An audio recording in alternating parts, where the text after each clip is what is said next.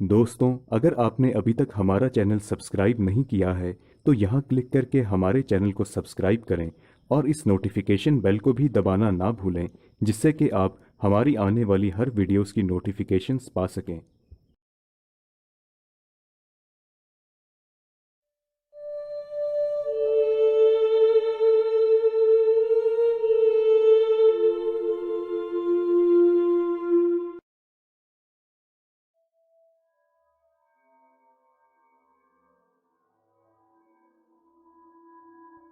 मेरा नाम अर्जुन है।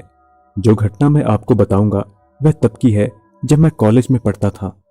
हमारे कॉलेज की तरफ से जंगल के लिए एक टूर जा रहा था, जिसमें मैं भी शामिल था। ठंड का मौसम था, इसलिए हम सब आग जलाने के लिए लकड़ियां लाने चले गए। मैं निकला तो अपने दोस्तों के साथ, लेकिन मैं जंगल की खूबसूरती में खो गया और ना जाने कब बहुत दूर निकल गया। अचानक बादल गरजने लगे और तेज बारिश होने लगी। लगातार बारिश होने से मैं पूरी तरह भीग चुका था।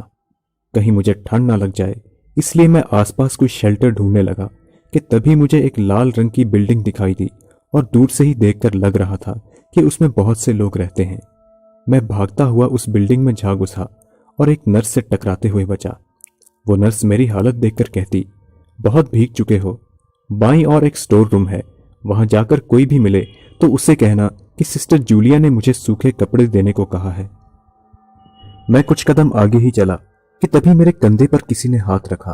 मैं चौंक कर जब पीछे मुड़ा तो देखा कि आर्मी की वर्दी में एक नौजवान खड़ा है। उसने मुस्कुराते हुए कहा, मैं कैप्टन विनोद हूं और ये एक आर्मी हॉस्पिटल है।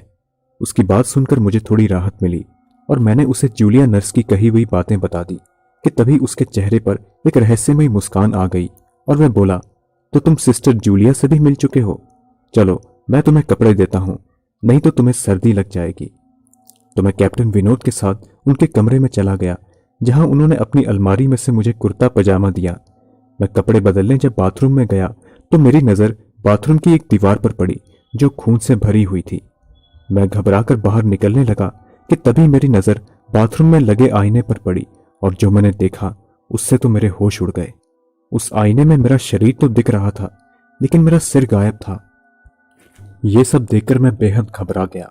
मैंने ठान लिया कि अब चाहे कुछ भी हो, मैं यहां एक पल भी नहीं रुकूंगा। मैं वहां से भागने ही लगा कि अचानक मुझे कैप्टन विनोद की कड़कती हुई आवाज सुनाई दी, रुक जाओ, तो तुमने सब कुछ देख लिया। जब तक मैं ना चाहूं तब तक तुम यहां से नहीं जा सकते। फिर उसने मुझे तसल्ली देते हुए कहा, घबराओ मत, सैनिक लोगों की रक्षा के लिए होते हैं, मैं भी तुम्हारी रक्षा कर रहा हूं।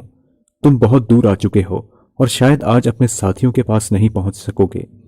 मैं तुम्हें कुछ बताना चाहता हूं, उसके बाद मैं खुद तुम्हें अपनी जीप में वापस छोड़ आऊंगा। मैं थोड़ा रिलैक्स होकर उसके बगल में बैठ गया। कैप्टन विनोद ने कहना शुरू किया, एक बार दुश्मन देश के 2 सैनिक धोखे से हमारे सैनिकों के भेष में यहां पर एक घायल सैनिक को ले आए।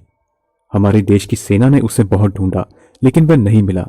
पर अचानक अपने घायल साथी को हमारे बीच पाकर हम सब बहुत खुश हुए और बिना जांच पड़ताल किए हमने उन 2 सैनिकों को गेस्ट रूम में ठहरा दिया।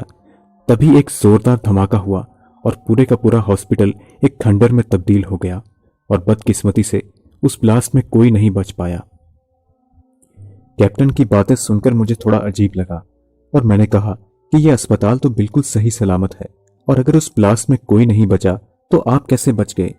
ये सुनकर कैप्टन विनोद के चेहरे पर एक अजीब सी मुस्कान छा गई और वह जोर जोर से हंसते हुए कहने लगे, यह घटना तो 10 साल पहले घटी थी और मैं तो 50 साल पहले ही मर चुका हूं।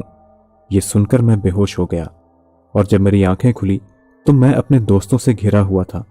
उन्होंने मुझे बताया कि वह सब मुझे ढूंढ रहे थे कि तभी एक आर्मी ऑफिसर तुम्हें अपनी गाड़ी में हमारे पास ले आए। हमने उन्हें रोकने की बहुत कोशिश की, लेकिन वे ये कहकर चले गए कि उन्हें एक जरूरी काम है।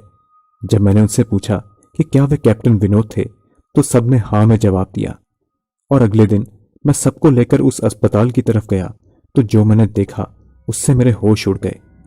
वहां अस्पताल की जगह एक जला हुआ खंडर था जिसके एक टूटे हुए पत्थर पर लिखा था, द आर्मी हॉस्पिटल। आज भी इस घटना को याद करके मेरी रूह कांप जाती है। तो दोस्तों, अगर आपको ये कहानी पसंद आई तो इसे लाइक और शेयर जरूर करें। अगर आप कुछ ऐसी ही भूतहा कहानी सुनना चाहते हैं तो हमें कमेंट्स के माध्यम से जरूर बताएं।